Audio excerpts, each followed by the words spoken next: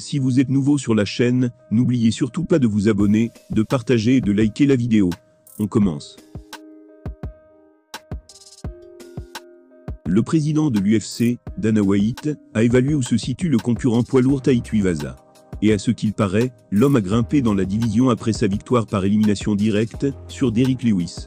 Lors de l'UFC 271 il y a quelques jours, deux des frappeurs les plus durs de l'UFC et des artistes de KO les plus prolifiques sont entrés en collision.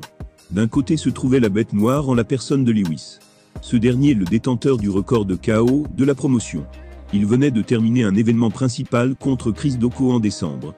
En face de lui se trouvait Tuivasa, alias Bam Bam. Il s'agit d'un poids lourd avec une montée fulgurante, notamment avec ses 4 victoires consécutives. À l'intérieur du Toyota Center de Houston, c'est le Tuivasa, plus jeune et plus endurant, qui a fini avec la main levée. Après avoir survécu à un assaut contre la cage et riposté avec ses propres bombes, l'Australien a blessé Lewis au 2e tour, avant de l'assommer d'un coup de coude brutal.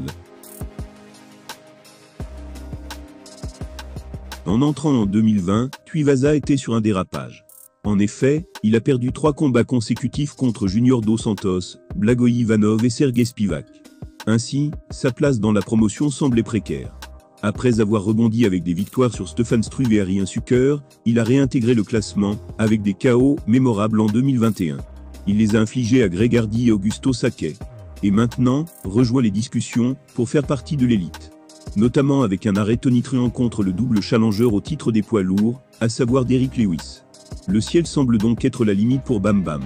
C'est un sentiment partagé par Dana White, lors de la conférence de presse de l'UFC 271.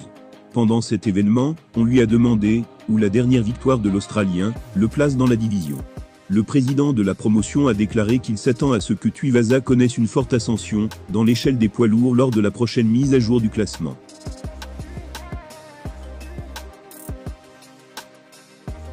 Il a déclaré, « Eh bien, vous allez certainement le voir monter dans le classement. Mais oui, je veux dire, il devrait être parmi les 3 ou les 5 premiers. Donc dans tous les cas, il sera parmi eux. Oui, il se confondra avec ces gars-là. » En effet, il y a quelques jours, il a été confirmé que Tuivasa est classé numéro 3 dans la division des poids lourds.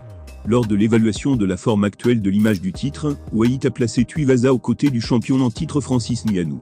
Aux côtés du GO incontesté des poids lourds de l'UFC, Stipe Miocic. Mais aussi et surtout de l'ancien double roi des poids lourds légers, Jon Jones.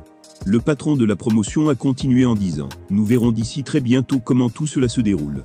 Jones, Stipe, Francis, et maintenant Tai Tuivasa. Ce sera très intéressant. »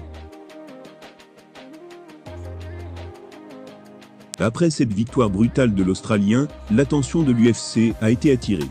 En effet, l'une des choses qui font parler de Tuivasa est son rituel assez particulier. Une célébration qui consiste à boire dans la chaussure d'un inconnu. Mais en dehors de ça, c'est aussi sa capacité d'infliger des KO brutaux. Il a donc attiré l'attention de presque tous les fans de MMA, et est devenu peut-être le seul combattant universellement aimé de l'UFC. Mais si sa dernière victoire montre quelque chose au reste de la division, c'est qu'il n'est pas seulement un artiste qui aime la bière. C'est un véritable prétendant au titre, à la recherche de la ceinture. En attendant, avec qui aimeriez-vous voir Tai Tuivasa partager l'octogone ensuite? Dites-le nous en commentaire.